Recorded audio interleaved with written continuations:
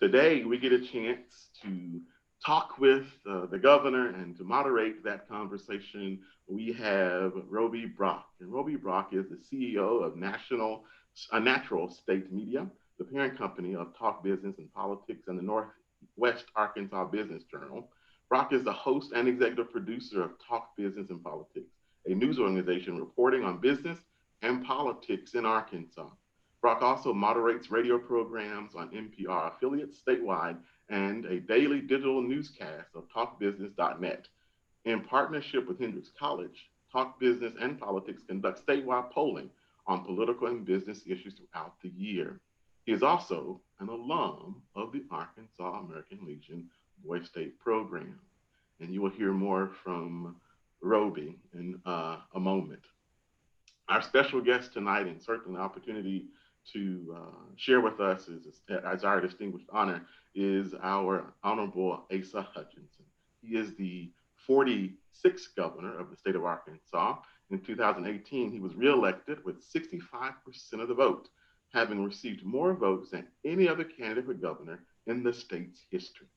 He has won recognition for the state as a leader in computer science education and signed into law the biggest and second biggest income tax rate cut in Arkansas state history. Under his economic development policies, nearly 100,000 more people are working in Arkansas than when he took office. And he has signed incentive agreements with more than 400 companies and that are expanding and opening in the state. Before being elected governor, Governor Hutchinson served as director of the DEA and as undersecretary of Homeland Security. Voters in Arkansas 3rd District also elected him to Congress 3 times. A graduate of the University of Arkansas Law School, Governor Hutchinson, at age 31, was appointed by President Reagan as the nation's youngest U.S. attorney.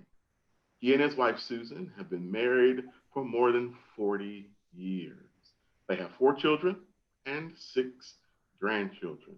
We are certainly eager to hear from our governor and hear his perspectives on public service and the leadership this evening.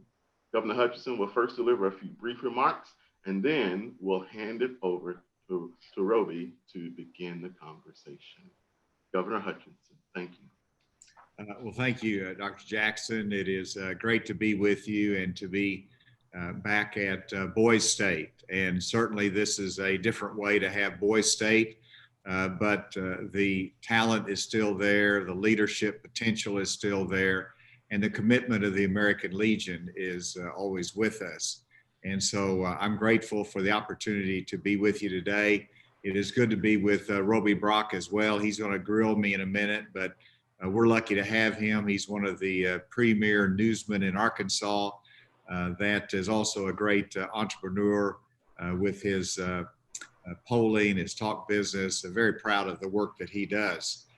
The main purpose, of course, is civic engagement is what we want to instill into each of our young people and Boys Staters. And I think back to my grandson, my oldest grandson. He voted for the first time, I believe it was about 4 years ago. And whenever he voted then, I went with him and we voted together. And I knew that when you turn 18, you vote when you're 18, it's likely to establish a pattern for a lifetime.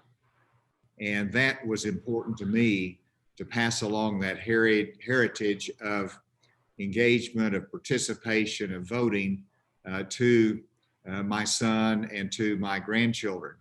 And so this year, he's now in college. He plays basketball up at Drury University. Very proud of him. He's a good student.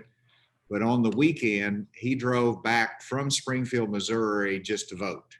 And that was the sole purpose of him coming back. He voted and he went back to school. That's the kind of commitment that I love seeing.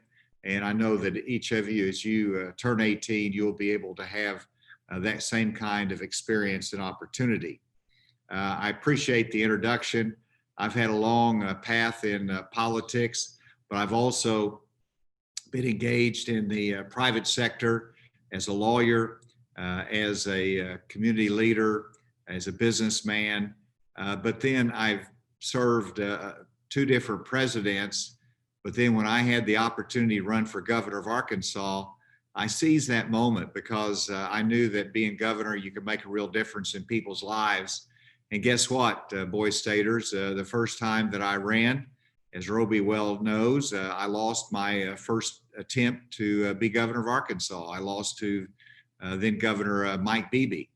8 years later, I had another opportunity to run and I got elected. And it's very important that we understand that everybody who appears before you is not just on this golden road of success. There's a lot of ups and downs in it in life, and you can lose, you can win, but always look for ways that you can make a difference in society. Now, when I became governor, I wanted to create jobs. I wanted to lower taxes to be more competitive in our state. I wanted to improve education, particularly computer science education. And guess what? We did all of those in our first 4 years in office. And then the second term of office, I wanted to engage in our highway plan that's going to be on the ballot this year as issue 1. I hope everybody votes for that. It's to fund our highways in a better way and to continue to work on education. But something unexpected happened this year, and that was COVID-19. Leading the effort on COVID-19 is not why I ran for governor, but it came my direction. And this year I've had to deal with the pandemic that is global in proportion, that has lasted longer than anybody wants. I've had to deal with the protest and the civil unrest following the George Floyd killing in Minnesota. That impacted us all across the country. And then we've also had other challenges that we faced. But let me just talk about leadership for a moment. And that is some of the tough decisions that I had to make as governor. The first one, we declared an emergency on March 11, whenever we had our first case of COVID-19 in the state. And that we planned for, we knew was necessary. And then we had to, last year, go to all virtual in terms of our education and for us to get a handle on COVID-19 and how we're going to deal with this virus. And then there was enormous pressure nationally through the media. You've got to shelter in place. Everybody has got to shut their economy down. You have got to shelter in place, and you've got to put all these restrictions on. And we did put some restrictions on our restaurants in terms of their capacity, gyms, a lot of different restrictions, but I did not want to say we had to shelter in place, we had to shut our economy fully down. It would cost hundreds of thousands of jobs. Enormous pressure. We're only one of 5 states that did not do that. The second big tough decision I had to make was the reopening of schools this year. It was virtual last year. A lot of pressure. Well, let's just go all virtual this year. And I knew that education was best in the classroom. And so we wanted to have classroom instruction as well as an option for virtual learning when someone, for various reasons, needed to go that direction. And so we made that decision. I made that decision in which we're going to have, starting this school year, with in-classroom instruction. As part of that, there was a lot of pressure about sports. Do we have football this year? What happens to the cheerleaders? What happens to volleyball? What happens to band? And while our Department of Health has to look at this from a health standpoint, I have to balance a lot of different equities. I have to balance a lot of different viewpoints. Getting letters from students and from parents and saying sports are important. Participation, extracurricular activities are important. Don't shut our schools down. And so I like what you have done. I want to brag on you. You've learned and you've disciplined yourself because you know that there's more at stake than simply whether, more at stake in terms of our activities, our life, and you've got to balance that with the restrictions that we have.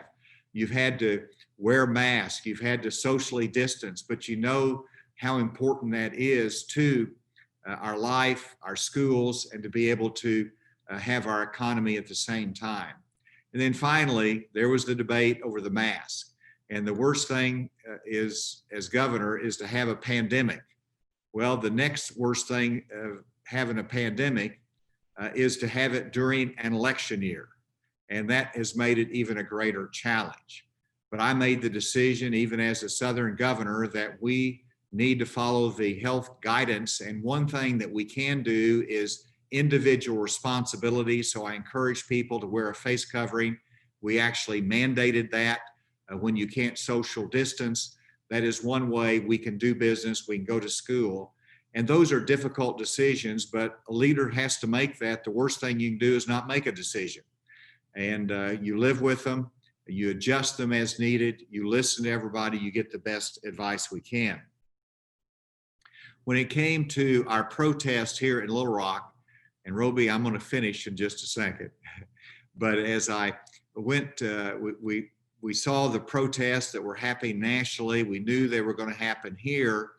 And I saw what was happening. And it appeared to me, obviously, that these were matters of conscience, that people were very concerned about safety and the safety of African Americans as you go about life.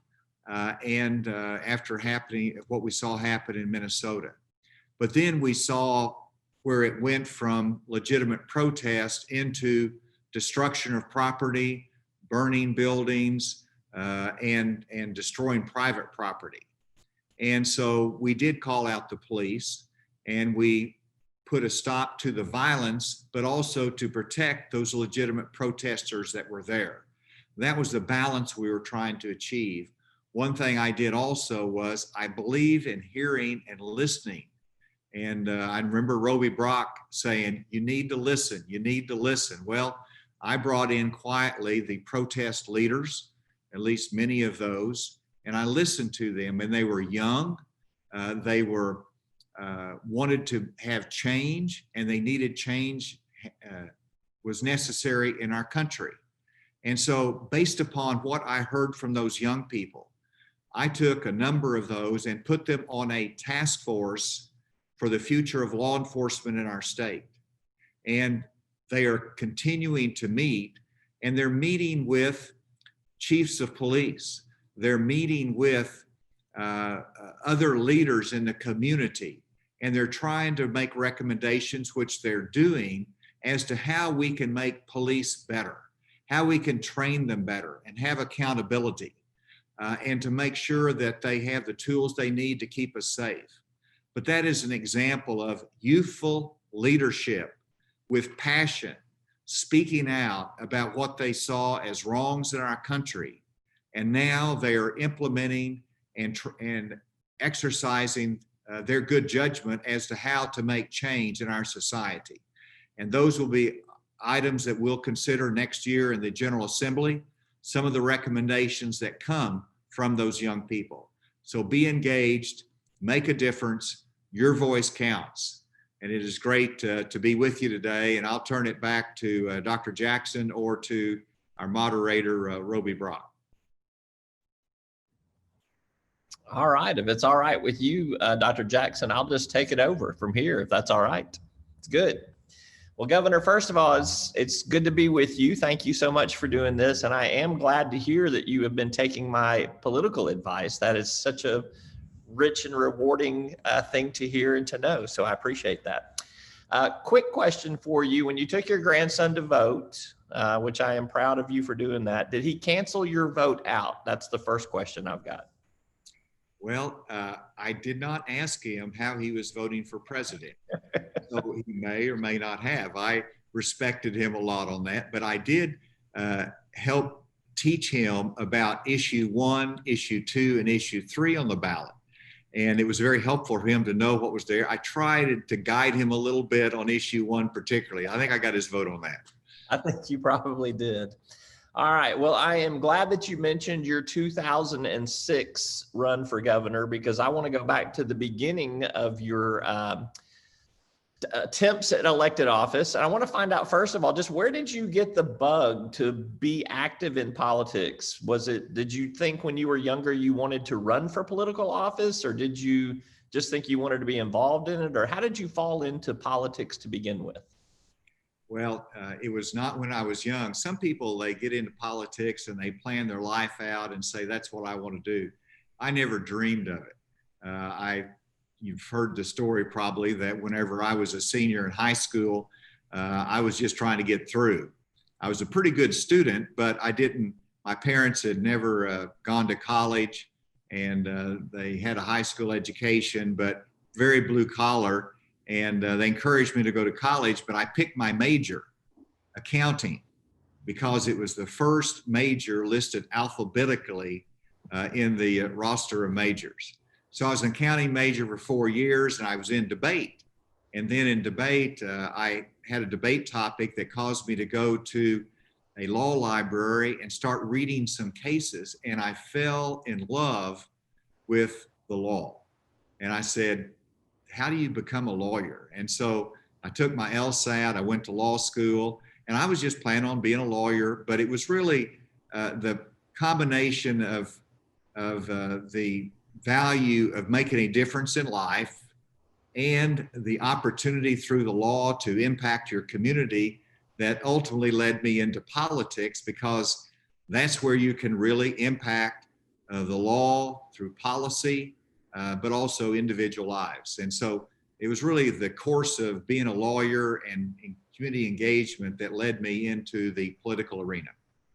So your very first race for elective office was no small task. You decided in 1986 to take on then incumbent and quite powerful and popular Senator Dale Bumpers.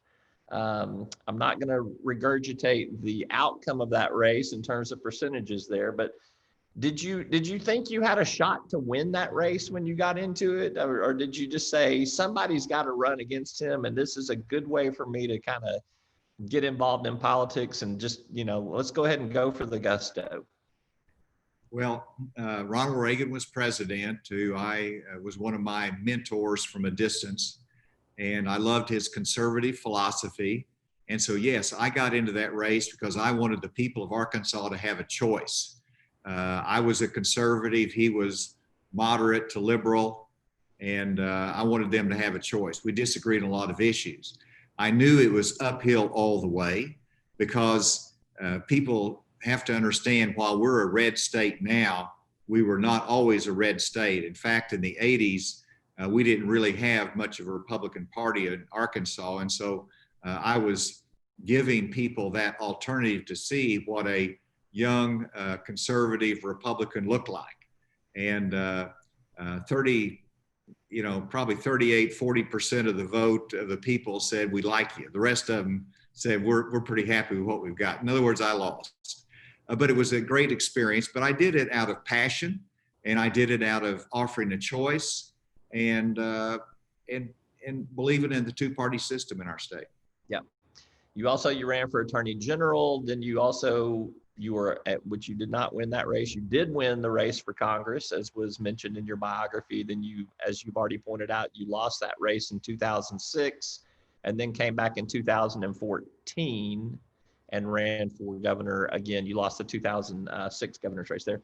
Where did the perseverance come from you for that? Because I think a lot of people in politics, there's this old axiom, as you well know, that you lose one too many races and you really don't have a viable political future. But you've persevered and overcome some of those early losses to the point that, I know you were bragging on our polling earlier. It was because you're at 69% popularity with us. But you've really come full circle, I guess, in that respect. Where did the perseverance come from? Well, that's just through working hard in life and not giving up. There's something instinctive about that. But also, every time I lost a political race, I turned it into a good opportunity. And I did not give up. And I enjoyed the private sector because I lost races from time to time. I practiced law for 25 years. I've tried scores and scores of jury trials, and I love that arena of the world. I've started businesses, and so I'm blessed to have a lot of different parts of my life that make me very, very happy. But I always had this interest in politics, love for public service, and so when the opportunity presented, I stuck with it. But I want to tell you something unique about America. I was over in Germany doing some work recruiting businesses, and I met with somebody who ran for parliament in Germany, and they are assigned by their party and picked by their party to run in a particular district, and he lost. And once you lose, you're out. They never come back to you again.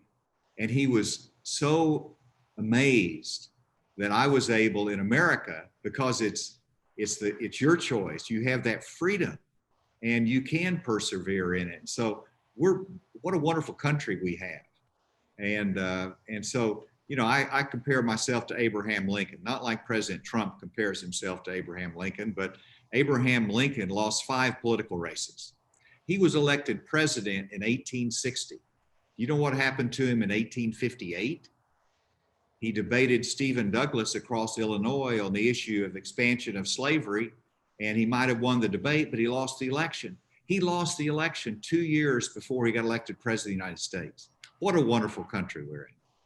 So you're somewhat comparing yourself to Abraham Lincoln there, who did run for president, and you are term limited. So is that a hint that you're dropping, that maybe you have some presidential ambition now that you're going to be out of the governorship in a couple of years? Roby, that was not a hint. That was not a hint at all. I love to gig you on that all the time, as you well know. So I'm in my second term though, and I'm blessed with good health. I like playing my basketball and enjoy life. So all I can say is that I'm going to concentrate on really 2 good years. Got a lot to do, and then we'll see what opportunities beyond that. I've had you give me that answer about 15 times in the last 2 years. So I'll respect that, and I'll give you a pass for any more on that. Let's talk about current times, though. You mentioned in terms of being governor and the leadership path that you have had to walk down here. You did not anticipate a global pandemic being something you would have to deal with as governor. You mentioned earlier that you wanted to run for public office, and particularly for governor, to make a difference in people's lives.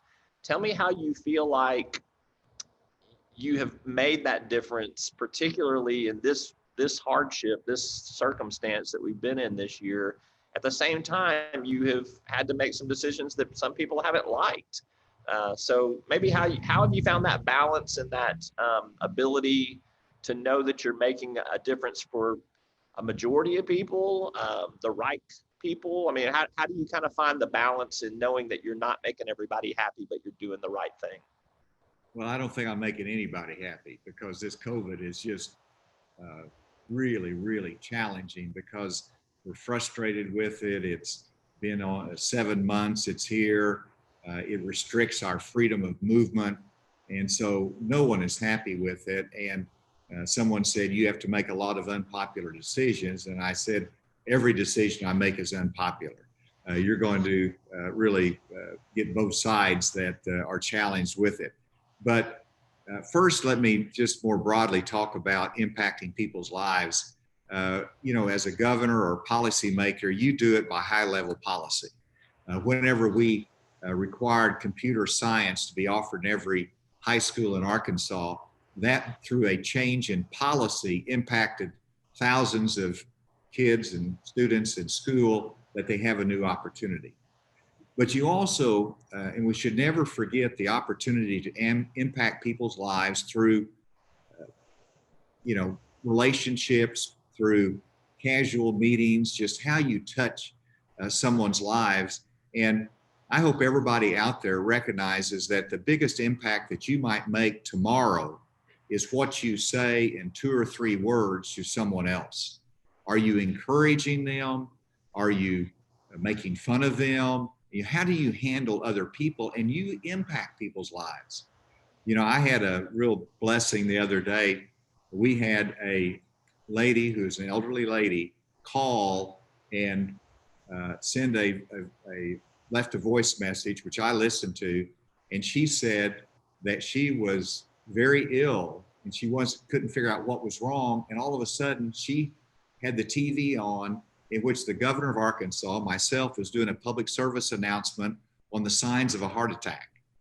And she checked through those signs of a heart attack, and she says, "I'm having a heart attack." And she called the ambulance. It went, and she recovered from that. But she said that changed her life, and she was really in tears about it. Never forget little things that make a difference in people's lives. In terms of the COVID, time will tell, and I look forward to a 9/11 type commission that reviews the right decisions, wrong decisions, both at the national level and the state level. I think we've done things as well as we can in Arkansas. We'll always be second guessed in it. But when it comes down to the final analysis, I have to encourage people to take responsibility. It's about them protecting themselves and others. It's a decision they make every day when they get up as to how they're going to conduct themselves and whether they reduce the spread of the virus or not. So proud of Arkansans. I think they're doing that. They're embracing it. They understand the risks that are out there, and they understand that we want to keep our society open. So we're doing it, balancing that, and I think Arkansans are doing very well. Let's talk also too about this other big development this year that you have grappled with, and you mentioned it earlier in your opening remarks there about racial equity and the protests and the social unrest that has been out there. I kind of want to go back into some deep history with you for some people that don't know this about you, but I want to know a little bit more about where your attitudes on race and racial harmony have kind of evolved over the years. I know one of the stories that is, I think, one of the more underreported stories in your political history deals with when you were a U.S. prosecutor and you had to deal with the covenant of the sword and the arm of the Lord. There, you might just want to give a brief recap of that story for people and maybe tell me how that shaped your perspective. This was a white supremacist group that you helped negotiate a truce really by yourself. I think you went in there with a flak jacket on and you brought them out after several days of negotiations peacefully. We could have had a David Koresh moment, unfortunately, and you guided that to a peaceful settlement there. Tell me how that event maybe shaped or changed your perspective on race relations and this whole concept of social unrest. Well, that was a period in the 1980s in which we had a rise of neo-Nazism, white supremacy. We had a group in northern Arkansas, as you identified, that had murdered individuals, that had was committed to the overthrow of the government and anarchy, and it was a very, very dangerous group. And so we had to go in there. When we went in there, things did not go perfectly for the SWAT teams that were there from about 5 different states. 200 law enforcement officers had to go into the surround the compound up in northern Arkansas, and it was after Trooper Liniger of Missouri had been killed by one of the neo-Nazi members. And so they were holed up in there. They refused to surrender. The hostage rescue team from the FBI was there, along with the ATF. They called me and said that they needed my help in negotiation. And as I went out to the forward command post, one of the agents threw me a flak jacket, a bulletproof vest. And I thought, this is not why I went to law school.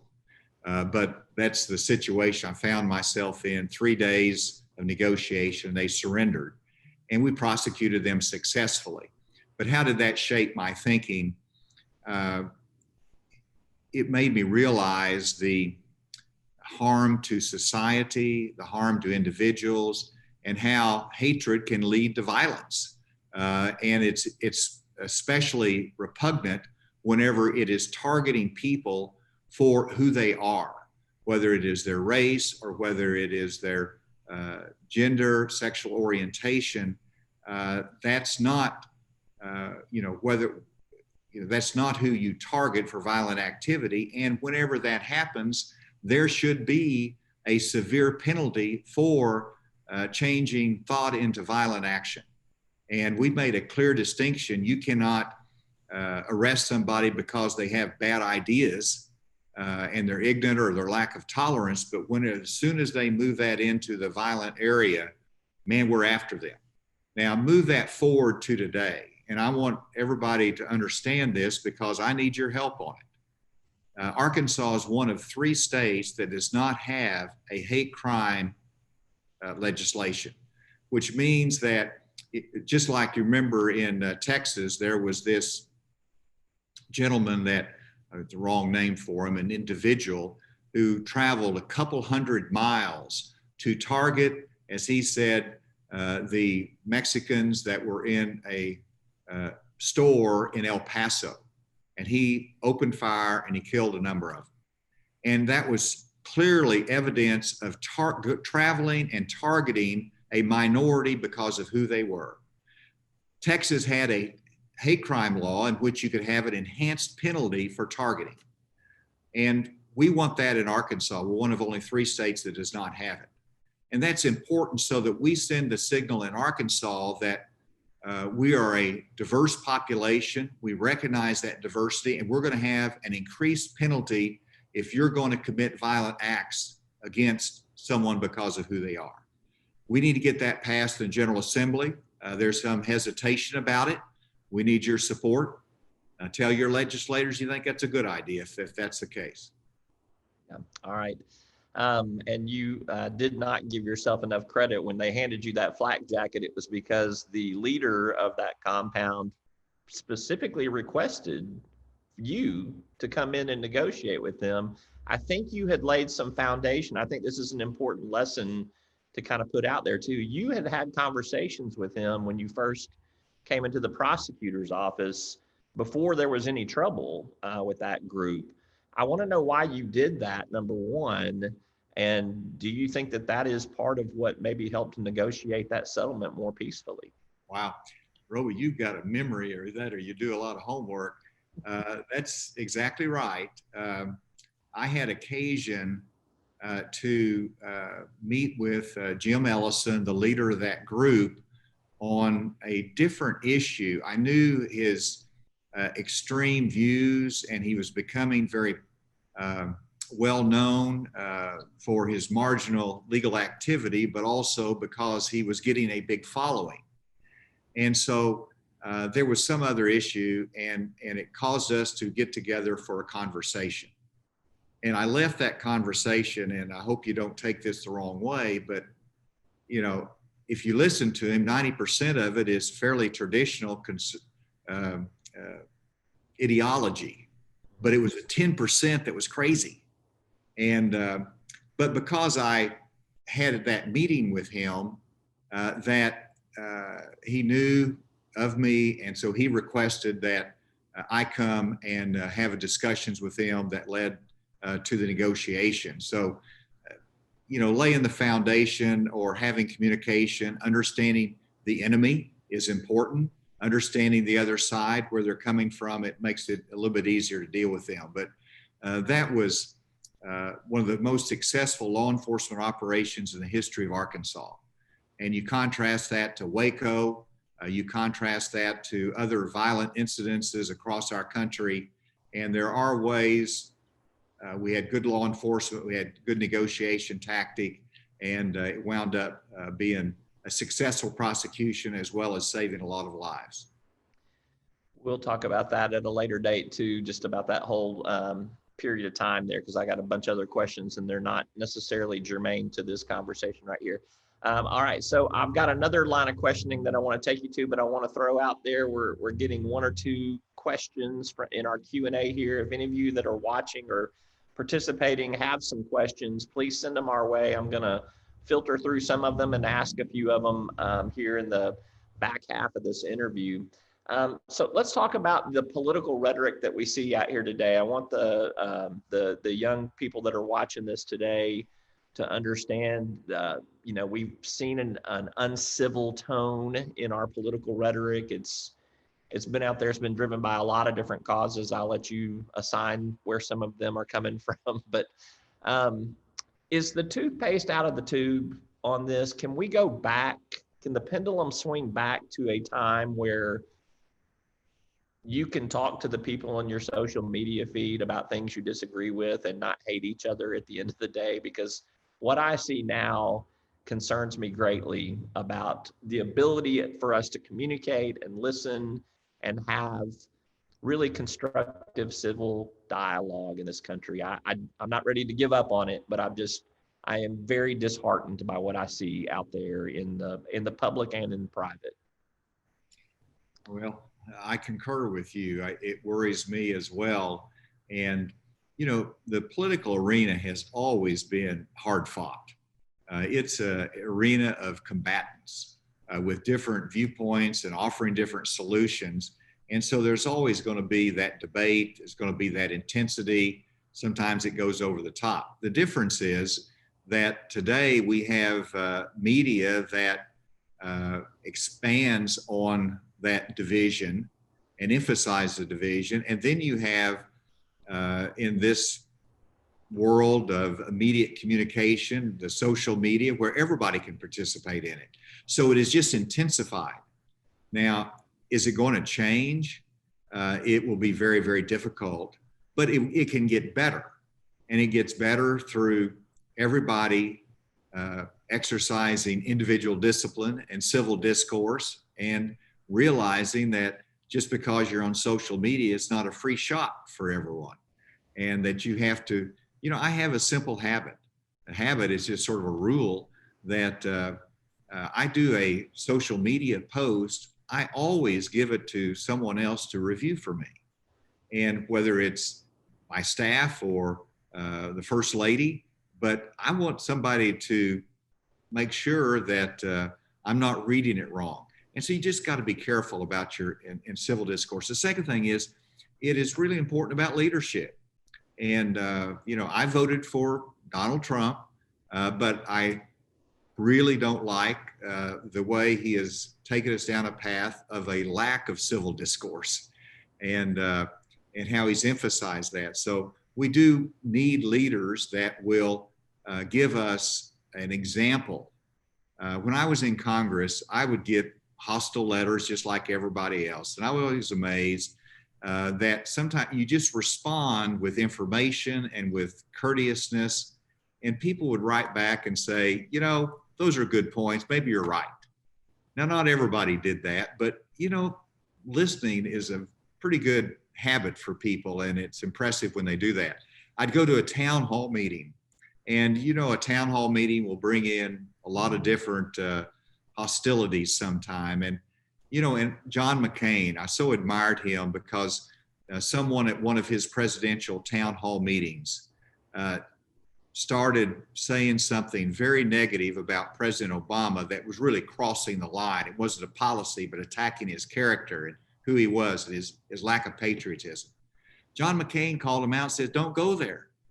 And we need leaders that will lead into civil discourse and object whenever it goes too far.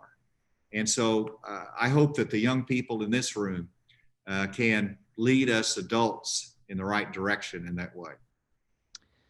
So before we get to some questions here, just one more kind of question in this realm. And you've touched on it, what can the people of Boys State and Girls State, for that matter, too, they can't meet other than virtually right now and do some of this. So how does that constructive dialogue, that civil discourse that we're talking about, it's a little bit easier to do some things online when you can think about what it is that you want to say versus being face to face with someone and something just pops right out of your mouth right there. Kind of what do you think these young people that are watching us today need to do over the next 5 years and 10 years to really do what you're talking about in terms of getting people to understand we have to respect other viewpoints? Do you think it's already there in their generation already, or do you think that the teaching moment is now and there's some things to learn?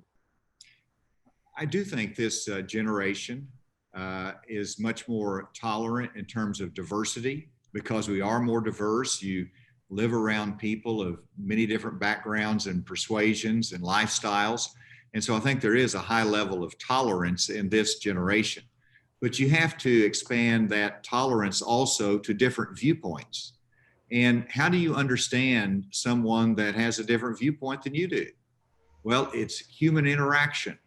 And so it's that communication. It's just like I didn't understand completely the feelings of the protesters until I brought them in and listened to them. And sometimes it's difficult, but it's also about in the legislature, I have people that vote against me all the time.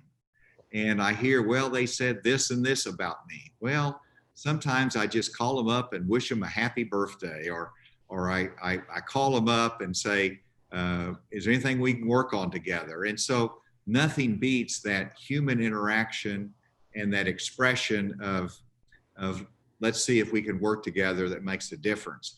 You know, in the next 5 years, I hope that you all don't put too much pressure on yourself. First of all, you know, in politics, there's an ebb and flow in life. There's an ebb and flow of political interest and times of engagement and times where you've got to concentrate on other things. And so look at what the commitment is: vote and to be a knowledgeable voter. That is the most important thing you can do, is to follow the issues and understand them when you go vote and vote. And then some of you are going to have a greater level of interest. And so you're going to be inquisitive, you're going to learn, and just remember that, you know, you pace yourself and you pick the right time. And you'll be coming in and out of politics, and that way you won't get burned out. There's so many people that are really hot and they get in there and they engage, and then all of a sudden they're just burned out. Well, I was in it for the long haul. All through my life, I've been engaged, and I hope that many of you will also make that a lifetime commitment of public service and community service. All right, we have some questions here from you from the crowd, and so let's take a couple of these. This is a senior at Arkadelphia High School. When do you think this COVID-19 pandemic will be over? Will we ever go back to normal, or is this going to be the new normal, masks and social distancing, et cetera? Well, we will go back to normal, but the normal's a ways away. And so we've got to create our own normal, which is work, it is education, it is sports, it is social activities. We've got to live our life as normal as possible with the abnormal, which is some social distancing, wearing face coverings, protecting each other.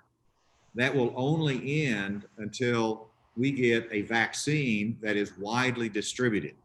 Now, I expect, and we're already working on our distribution plan, I expect before the end of the year, we're going to have a vaccine, probably multiple vaccines.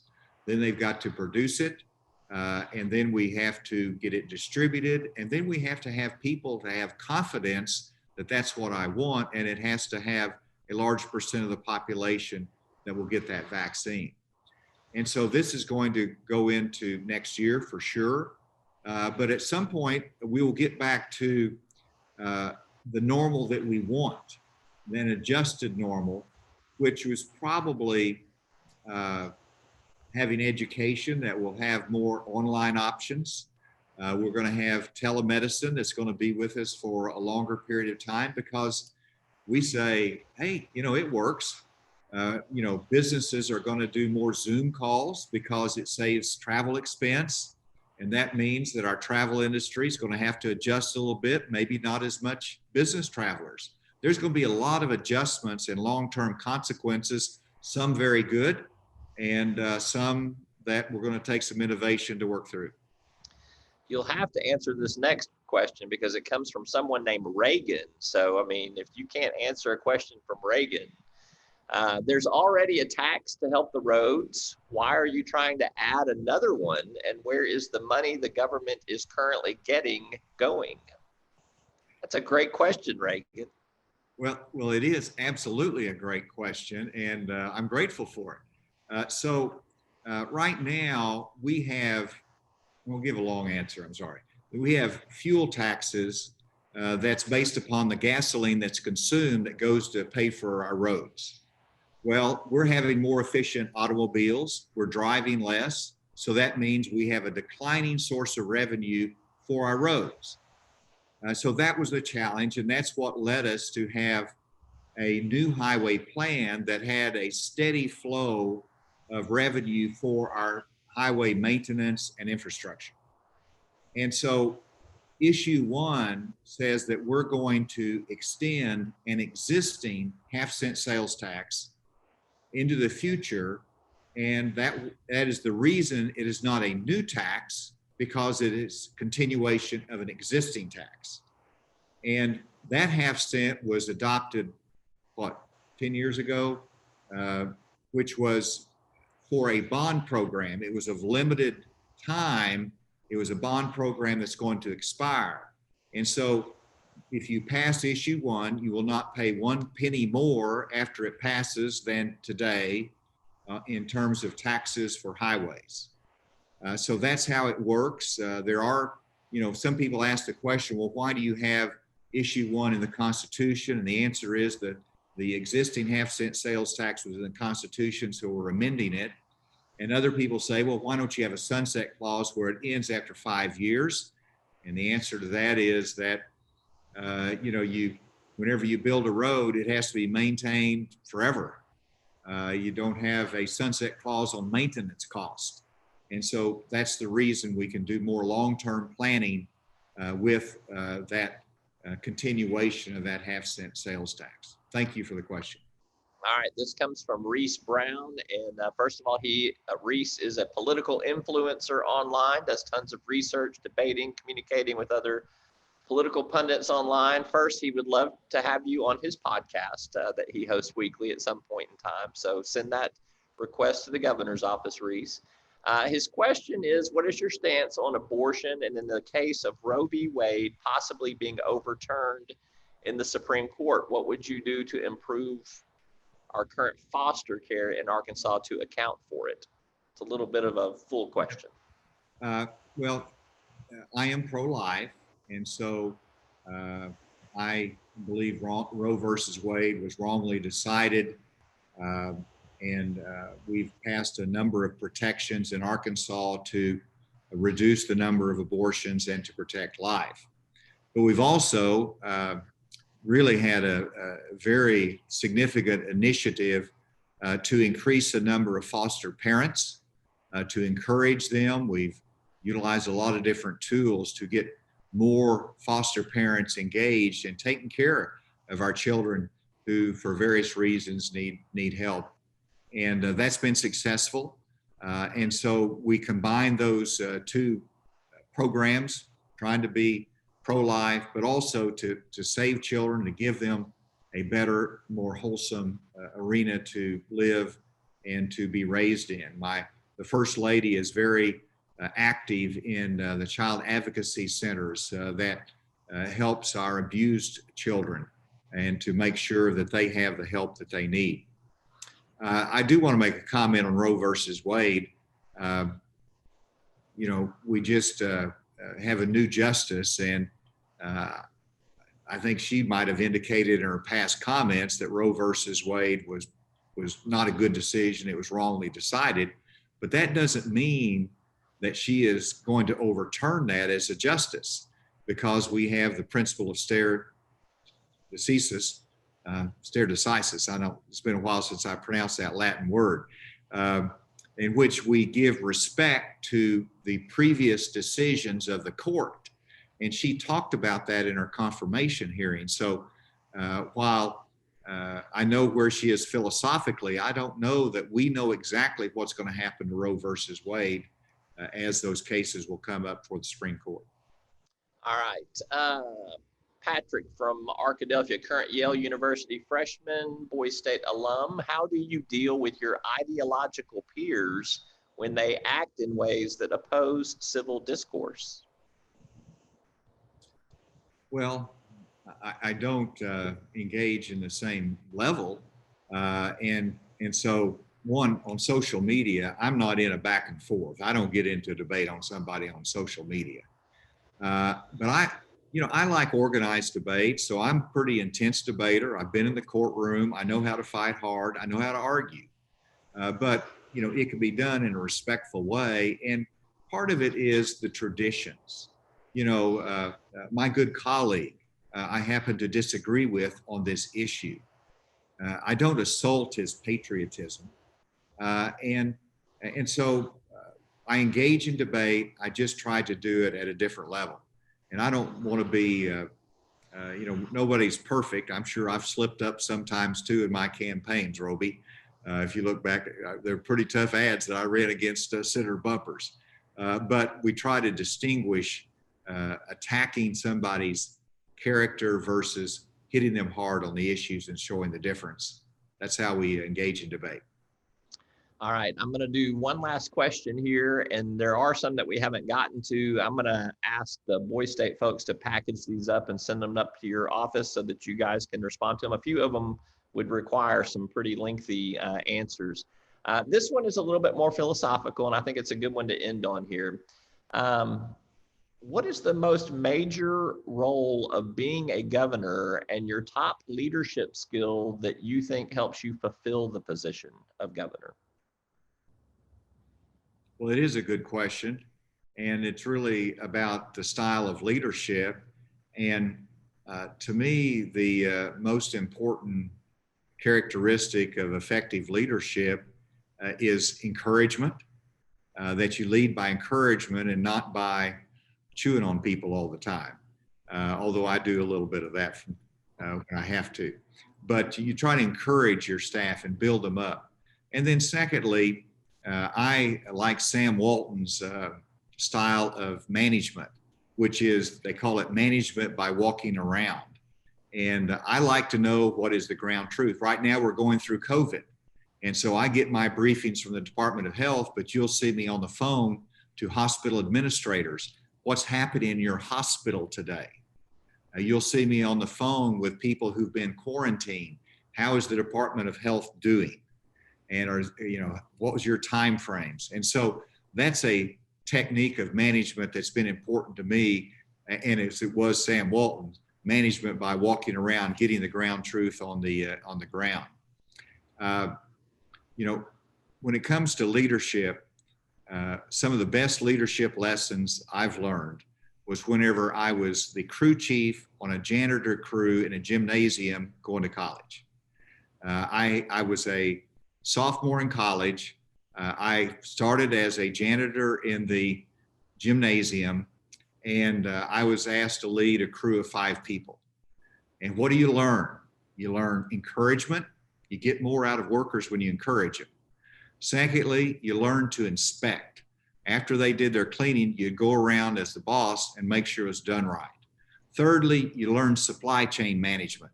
You made sure that they had the tools and the supplies that they need to get the job done.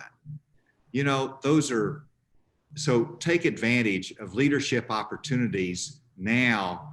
They might seem very insignificant, but over time, you'll develop into a very good leader. All right.